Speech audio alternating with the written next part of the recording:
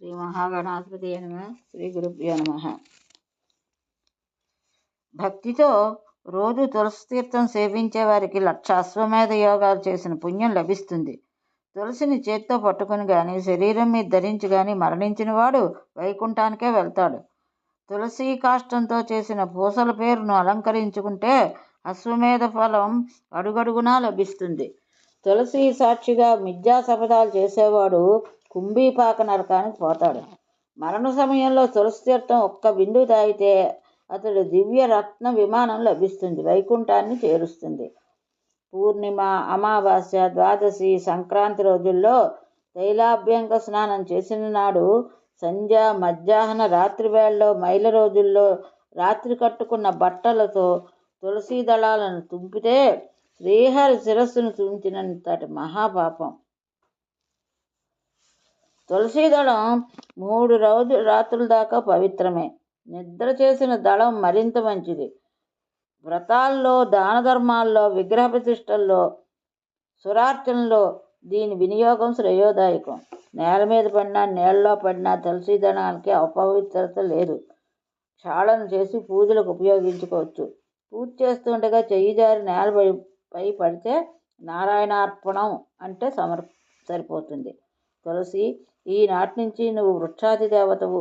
గోలోకంలో నిరామయంగా నిరంతరంగా నాతో క్రీడించు. గండకీ నదిగా సకల దీనదాదష్ట దేవతవై మన్నలను పొందు. నా అంశావతారాలైన సముద్రుడితో ఆనందించు. నువ్వు స్వయంగా మహాసాధ్యువై వైకుంఠంలో నా సన్నిధిలో నివసించు. శిలారూపివి కమ్మని నన్ను శపించావు కదా, అలాగే గండకీ తీరంలో సాలగ్రాంశలుగా మారి నీ సాన్నిధ్యాన్ని, నీ స్పర్శను నిరంతరము అనుభవిస్తాను.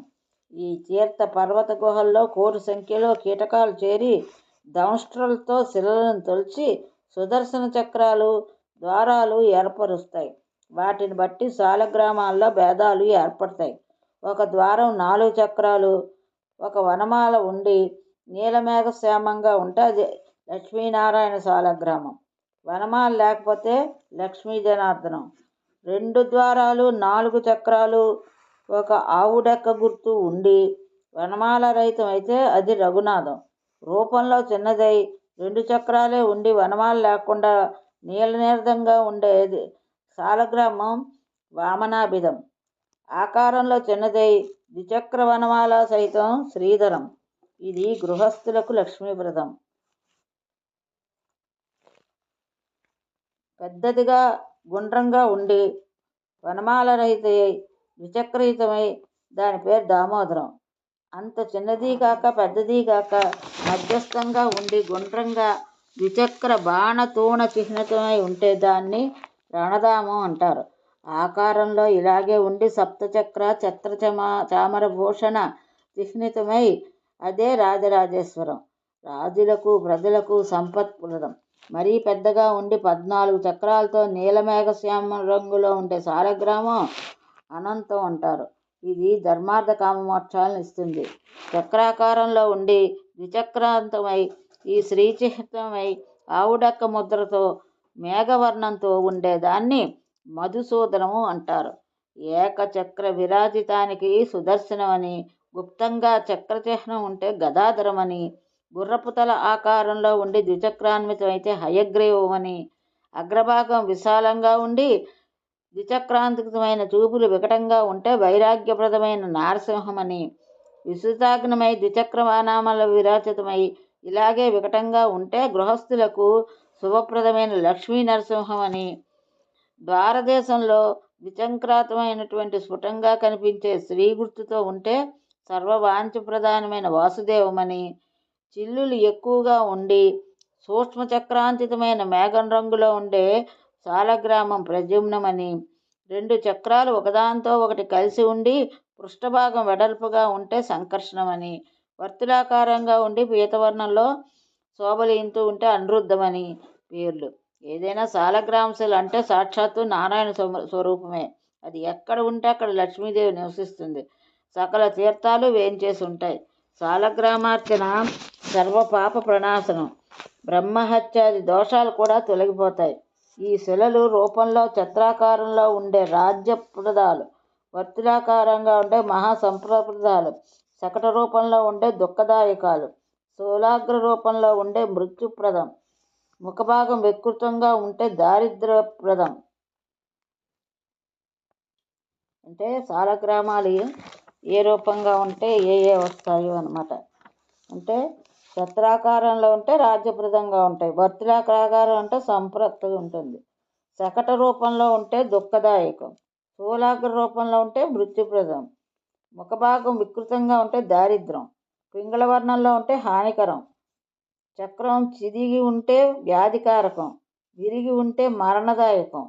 తులసి సాలగ్రామాన్ని సన్నిధిలో ఉంచుకుని చేసే వ్రతం, దానం, ప్రతిష్ట, శ్రాద్ధం, దేవపూజ ఇవన్నీ ప్రశస్తాలు, అధిక ఫలదాయకాలు అవుతాయి.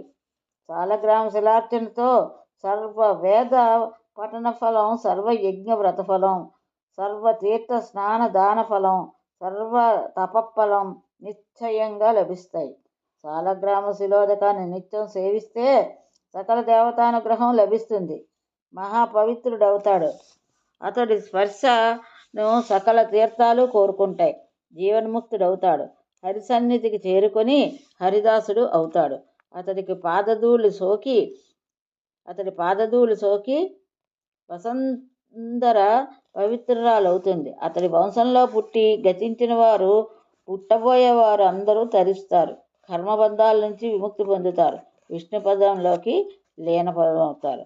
సాలగ్రామశిలను ధరించి అసత్యాలు పలికేవాడు కుంభీపాత నరకానికి పోతాడు, నియమాలను ఉల్లంఘిస్తే అసిపత్ర నరకంలో పడతాడు. సాలగ్రామ పూజలో తులసి విచ్ఛేదనం అంటే తులసి రహితంగా పూర్తి చేయకూడదు. తులసి రహితంగా పూజ చేస్తే భార్యా వియోగం, శ్రీహత్య మహాపాతకము చుట్టుకుంటాయి. శంఖ పూజలో చేసిన ఇదే దుష్ఫలితం. సాలగ్రామ తులసి శంఖాలను ఒకే చోట ఉంచి అర్చిస్తూ కాపాడేవాడు మహాజ్ఞానిహై శ్రీహరి సన్నిధి చేరుకుంటాడు, శ్రీహరికి ఇష్టుడవుతాడు.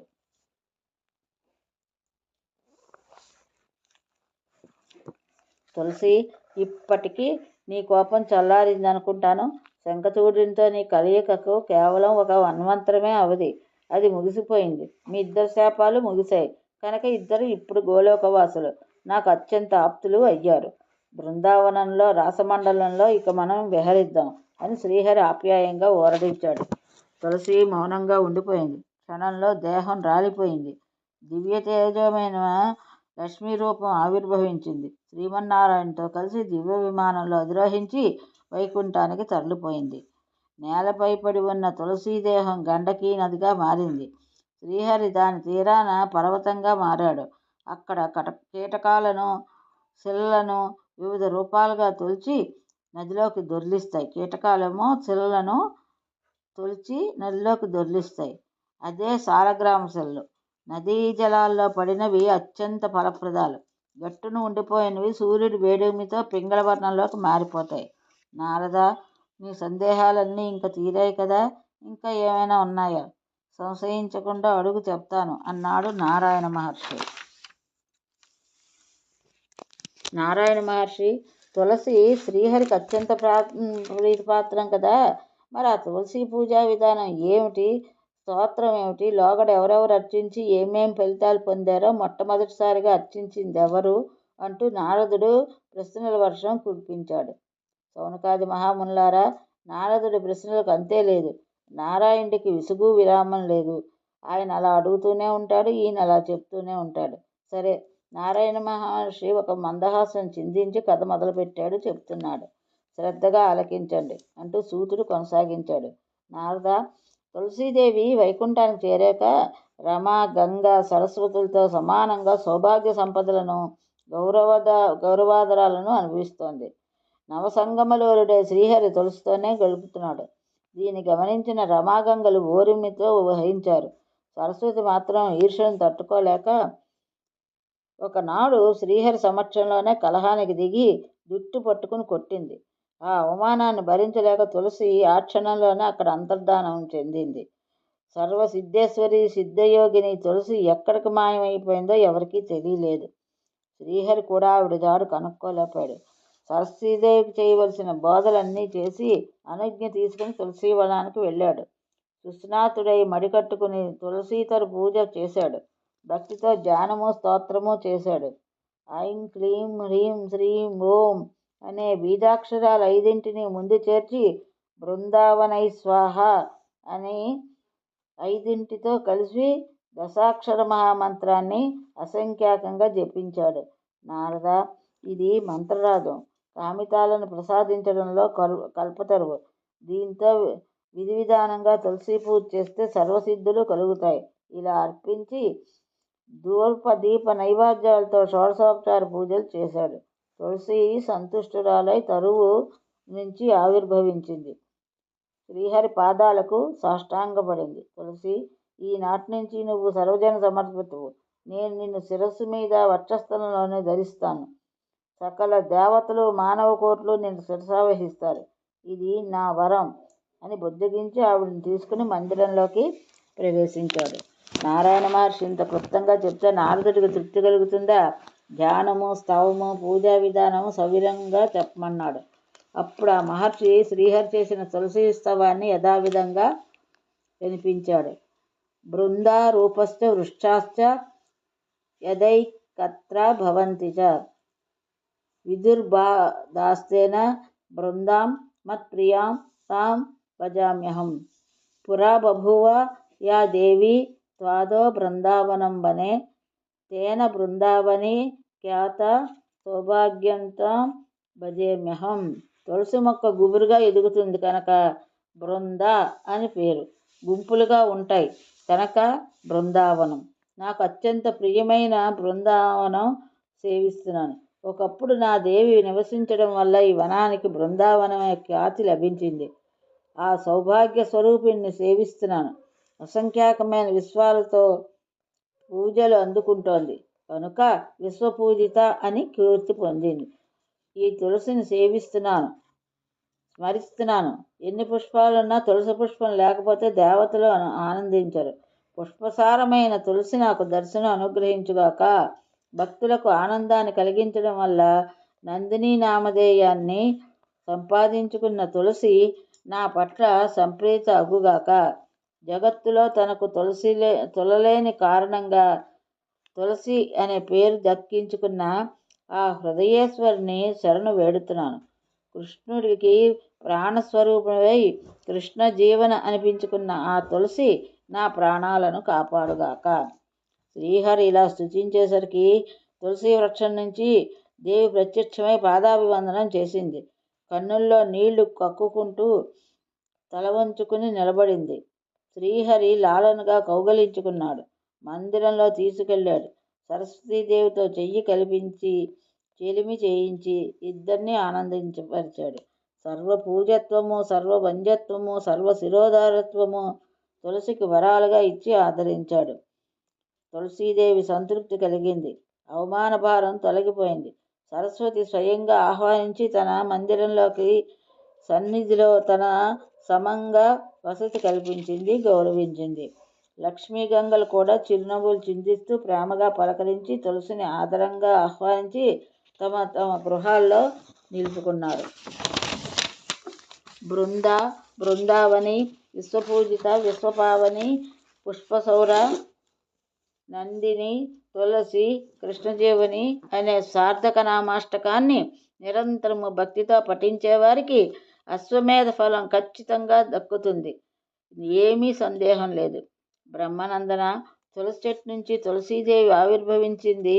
శ్రీకృష్ణుడి పూజలు అందుకున్నది కార్తీక పౌర్ణమి నాడు కనుక ఆ రోజున విశ్వపావని అర్చించిన వారికి మోక్షము, వైకుంఠ నివాసము లభిస్తాయి.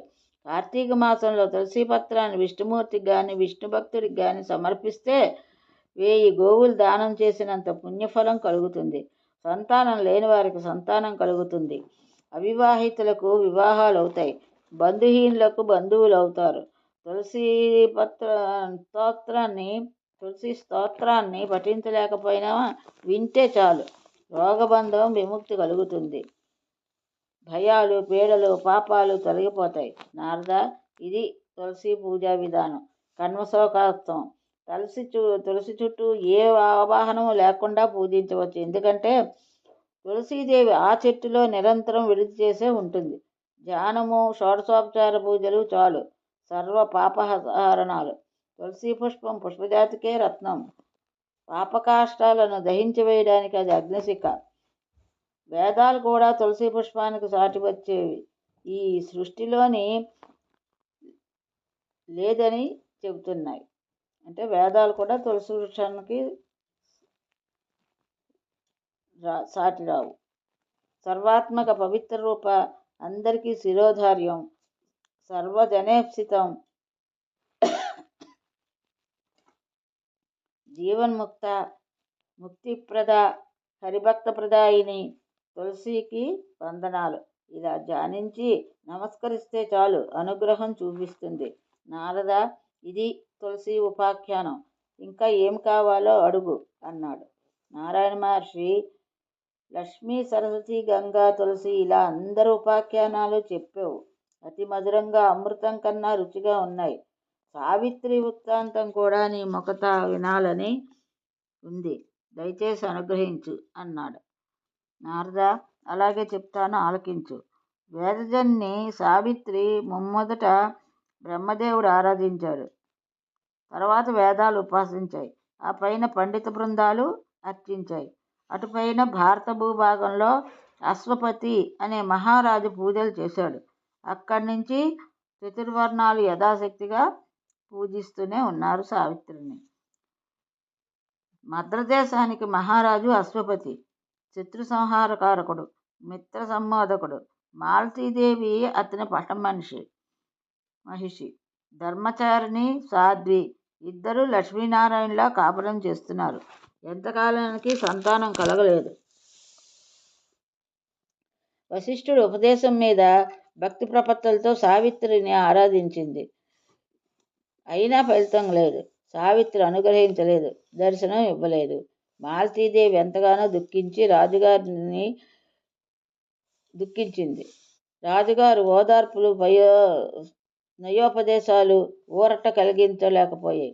అప్పుడు ఇంకా అశ్వపతి మహారాణి స్వయంగా సావిత్రి తపస్సు కోసమని పుష్కర క్షేత్రానికి వెళ్ళాడు. జితేంద్రియుడై ఏకాగ్ర చిత్తంతో 100 ఏళ్ళు తపస్సు చేశాడు. అయినా సావిత్రి మాట ప్రత్యక్షం కాలేదు. తిరస్కారమే మిగిలింది. అయ్యో అని అశ్వపతి కుమిలిపోయాడు. అప్పుడు ఆకాశంలోంచి అశరీరవాణి వినిపించింది. 10,00,000 గాయత్రి మంత్ర జపం చెయ్యమంది. సరిగ్గా అదే సమయానికి పరాశర మహర్షి అక్కడికి వచ్చాడు. అశ్వపతి సాష్టాంగ నమస్కారం చేశాడు. మహర్షి సంతోషించి, నాయన అశ్వపతి, గాయత్రి మంత్రాన్ని ఒక్కసారి జపిస్తే చాలు పగలంతా చేసిన పాపాలు భారిస్తాయి. 10 సార్లు జపిస్తే రేయింబవళ్ళు చేసిన కల్మషాలు అంతరిస్తాయి. 100 మార్లు చేస్తే మాసార్జిత పాపము, 1000 సార్లు జపిస్తే సంవత్సరార్జిత పాపము, 1,00,000 సార్లు జపిస్తే జన్మార్జిత పాపము, 10,00,000 సార్లు అయితే పూర్వజన్మార్జిత పాపము, 100 లక్షలు జపిస్తే సర్వజనార్జిత పాపము నిశ్చయంగా నశిస్తుంది. ఇంతకు 10 రెట్లు జపిస్తే ముక్తికి లభిస్తుంది. తూర్పుముఖంగా కూర్చుని వెన్నుపూస నిలబెట్టి అరచేతుల్ని పాంపొడగల్లా విప్పార్చి రంధ్రముద్రతో నిశ్చలంగా జపించాలి. చిటికెన వేలుకి పక్కది నడిమి కణుపు నుంచి అధోవక్రక్రమంగా తర్జనీ మూలంగా చూపుడు వేలుతో కింద కణుపు లెక్కించుకుంటూ చెయ్యాలి. 10 గాయత్రి అవుతుంది. తెల్ల తామర విత్తనాలతో కానీ స్ఫటికాలతో కానీ జపమాలను తయారు చేసుకుని దేవాలయాల్లోనూ తీర్థ ప్రదేశాల్లోనూ గృహాల్లోనూ గాయత్రి జపం చేసుకోవచ్చు. ముందుగా ఆ జపమాలను అశ్వత్థ పక్షంలో కానీ పద్మంలో కానీ ఉంచి గోరోచనం జల్లి గాయత్రి మంత్రంతో స్నానం చేయించాలి. శతగాయత్రిని పఠించాలి. పంచగవ్యంతో కానీ గంగోదకంతో కానీ స్వప్నం చేయించిన జపమాలను సంస్కరించినట్టు అవుతుంది. అలా సంస్కరించిన ఆ జపమాలను స్వీకరించి 10,00,000 గాయత్రి జపం చెయ్యి. 3 జన్మల పాపాలు నశిస్తాయి. గాయత్రీదేవి దర్శనం అనుగ్రహిస్తుంది. రోజు 3 సంధ్యల్లోనూ సంధ్యావందనం చేస్తున్నావు కదా, అది చెయ్యని నాడు ఏ పూజ చేసినా ఏ యజ్ఞం చేసినా వ్యర్థం. అతడు అశుచి కనుక శుభకర్మలకి అయోగ్యుడు, అనర్హుడు. బ్రాహ్మణ కర్మలకు సుతారము పనికిరాడు. యావజ్జీవితము ముప్పొద్దుల సంధ్యవార్చిన విప్రుడు తపస్తేజస్సుతో సూర్యసమానుడు అవుతాడు. సంధ్యావందనం పరిపూరితుడై బ్రాహ్మణుడి పాదధూళితో భూదేవి పవిత్రురాలవుతుంది. అతడి స్పర్శతో నదీ జలాలు పావనమవుతాయి. గరుత్మంతుడిని చూసిన పాముల పాపాలు పారిపోతాయి.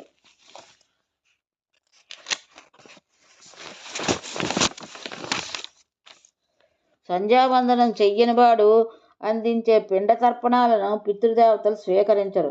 పూజా నైవేద్యాలు దేవతలు అంగీకరించరు. అటువంటి విప్రుడు విషం లేదన్నమాట గాని పాము లాంటివాడు. విష్ణుమంత్రం విహీనుడు, త్రిసంధ్యారహితుడు, శ్రీహరి ప్రసాదం తిరస్కరించిన వాడు, వృషవాహకుడు, కన్యా విక్రయ, భగవన్నామ విక్రయ, ఋతుస్నాతాన్న భోజి, భగజీవి, వడ్డీ వ్యాపారి, విద్యా విక్రయ, సూర్యోదయ సమయంలో నిద్రపోయేవాడు, చేపలు తినేవాడు, ఈ విప్రులందరూ మానవ రూపంలో ఉన్న విషహీన సర్పాలే. ఇది ఈరోజు భాగవతం. ఇంతటితో స్వస్తి.